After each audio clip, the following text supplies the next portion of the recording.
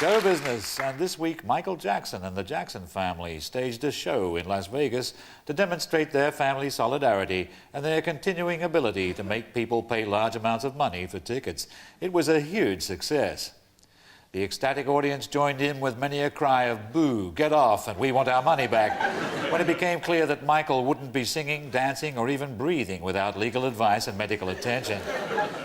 It was the climax of a story that began when the Jacksons first proved that a family could sing in harmony, even though it lived in discord. He rocks in the treetop all day long, hopping, miming, and singing his song. Little Michael was only one of the Jackson 5. On stage, there were 4 more Jacksons, and off stage, there were at least 27 other Jacksons, all on the payroll.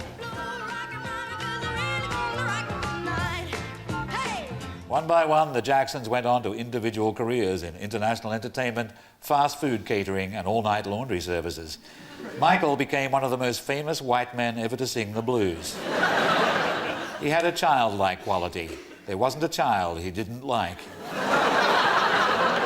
But Michael's sister, LaToya, was just as dazzling a world figure. In recent times, LaToya has been in the news almost as much as Michael. She's been appearing in all the intellectual publications, identifying with Michael and sometimes being identified as Michael. In a situation where Michael Jackson and all the other Jacksons don't say anything except that he's innocent, LaToya is ready to say something more. She says he isn't innocent. Or does she mean something else? Let's find out. LaToya is in Las Vegas right now, but the information highway takes us there in a megabyte microsecond as we ask, can you hear me, LaToya Jackson? Yes, I can hear you. How are you, Clive? Oh, I'm fine, and I'm very, very glad to be talking to you through space like this. Why didn't you turn up at the television family reunion last Sunday night? Didn't they invite you? Well, actually, I was not invited in a formal way whatsoever. It was a strange invite, as I must say. What happened basically was there was a piece of paper that was given to my manager for me to sign, and that paper basically was a gag order not to say anything about Michael whatsoever. And from what I understand, every member of the family had to sign that paper from Michael's people. And if I signed the paper, then it would be okay. However, I did not sign the paper. Didn't I read that your mother said the reason you didn't turn up at that concert last weekend was that someone paid you not to show up? Yes, absolutely. That's what she said. And she said that simply because when she did find out that my manager had purchased 20 tickets front row, right in the front, she was frightened that I was going to be there. So she hired an additional 100 securities, 500 walkie-talkies she rented, and their orders were strictly to keep me off the premises. If they see me, alert everyone in the building and make sure that I don't get inside and don't get into the premises. So she knew one way or another I would never be a part of that reunion and I would never get in. Then she turns around and calls the tabloids and tells them that I was paid an astronomical amount of money not to come. So she says, you won't be seeing LaToya. Is it true that your family have actually tried to kidnap you?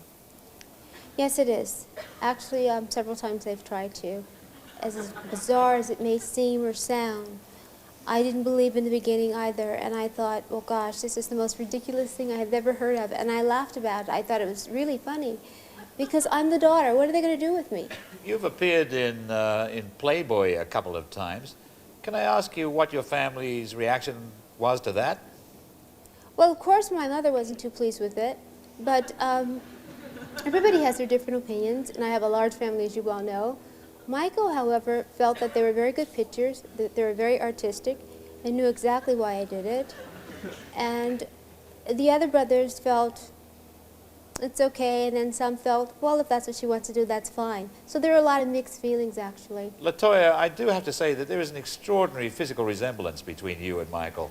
It goes beyond brother and sister. Are you ever mistaken for each other? Are we mistaken for each other? Yeah. Absolutely not. No, we don't think we look alike at all, but other people seem to think so. Well, you do see stories that Michael has come to look a lot like you and that he wants to, and that he had surgery in order to accomplish this. Is there anything in that? Well, yes, there is some truth to it, but he's unhappy with what he looks like, but I'm sure he's happy today. So apparently he altered his looks. Do you think he just thinks that you're a happier, more balanced person than he is, and he'd like to be you? I really don't know, because when I lived at home and we were very, very young, Michael would spend a lot of time photographing me and taking pictures, and he would make my face up in the whole bed, and he would put me next to a tree with a swing or something, or by the pool, and have me stretch by the pool. And he was always constantly taking pictures of me, and always giving me a great deal of compliments. And I found that very nice and kind of unusual, too, for a brother to do that, but it was flattering, too, at the same time. You seem to have a tremendous affection for snakes, LaToya. Where does that fascination come from? Well, actually, we grew up with lots of different animals, exotic animals, and of course we always had snakes around the house. So it was nothing unusual for us or for me to have a snake. I think a lot of people who aren't used to it, who've never been around them, think it's quite unusual. But when you have them around your house, like a pet or shop or zoo or something, it's very common and natural. I read once that Michael showed you a human brain that he kept in a jar in his bedroom. How did you feel about that at the time? He did show me a brain, yes, and I didn't know what I was going to see because he was screaming, "Come, you must come now." I go, "I'm late, I'm in a hurry, I have to go." And he was screaming, "You must come, you have to come." And he took me into his room and took me into the bathroom, and there it was in a jar.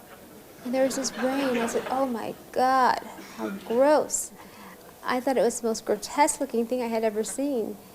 And he said, "Isn't it wonderful? Isn't it fascinating?" Well, yes, I guess it was to him, and it was quite interesting, but I found it to be grotesque, just looking at it. You know, girls, sometimes you can only look at things for a little while and go, ew, and turn your head. What intrigued me about that story is that nobody seemed to ask where the brain actually came from. Do you have any idea? I said where to get it, and he said the doctor. LaToya, we have to finish now, but can I say it's been a riveting experience talking to you. Yes, you may. Thank you very much, Clive. It was nice talking to you as well.